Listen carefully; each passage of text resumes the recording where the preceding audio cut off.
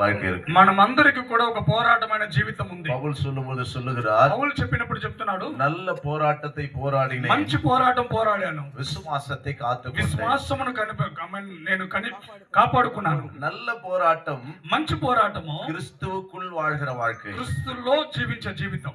எல்லாரும் போராடுறாங்க உலகத்துல, ఈ లోకములో అందరూ కూడా పోరాడుతారు. ஆனால் கிறிஸ்துவுக்குள்ள, కానీ క్రీస్తులో, கிறிஸ்துவை ஏற்றுக்கொண்டு క్రీస్తును అంగీకరించుకుని வாழுகிற ஒரு வாழ்க்கை, జీవించే ఒక జీవితం, அந்த வாழ்க்கையில் வர போராட்டம், ఆ జీవితంలో వచ్చే పోరాటము அது நல்ல போராட்டம். అది మంచి పోరాటము. அல்லேலூயா. హల్లెలూయా. ஆண்டவராக இயேசு கிறிஸ்து ప్రభు యేసు క్రీస్తు நம் ஒவ்வொருவரையும் தெரிந்து మన கொண்டிருக்கிறார். ఒక్కొక్కరిని కూడా తెలుసుకొని ఉన్నాడు. இந்த மத்திய வேளையிலே ఈ మధ్యాహ్న కాల సమయంలో பாஸ்டர் கொர்நேலியை குறித்து சொல்லணும்னா, మాస్టర్ కొర్నేలి గురించి చెప్పాలి అంటే, ஆந்திராவுல ఆంధ్రాలో மீட்பர் திருச்சபையில் இருக்கிற విమోచకుని ప్రార్థన సహవాసంలో ఉన్న எல்லா ஊழியக்காரங்களை விட అందరు సేవకులకు అందరికన్నా எல்லாரும் நல்லவங்கதான், అందరు మంచోళ్ళే.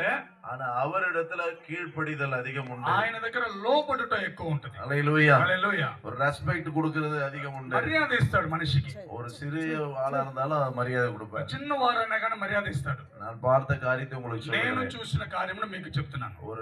ஒரு வாய்ஸ் மெசேஜ் அனுப்புனா கூட ఒక వాయిస్ మెసేజ్ పెట్టినా గానీ ரொம்ப ரெஸ்பெக்டா அதுல இன்ட்ரோடக்ஷன் கொடுத்துதான் மேட்டருக்கே வருவார். వెంటనే దానికి రెస్పెక్ట్ ఇచ్చి మర్యాదగా మాట్లాడి తర్వాతనే విషయం చెప్తాడు. ஆமென். அல்லேலூயா.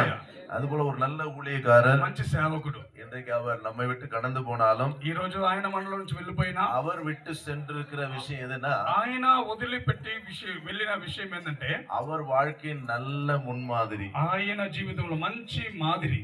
அல்லேலூயா. హల్లెలూయా. அதை நாம பின்பற்றணும், అది మనము వెంబడించాలి, அதை எடுத்துக்கணும். అది తీసుకోవాలి. எல்லாரும் சொல்லி கோபம் வரும் அவருக்கு.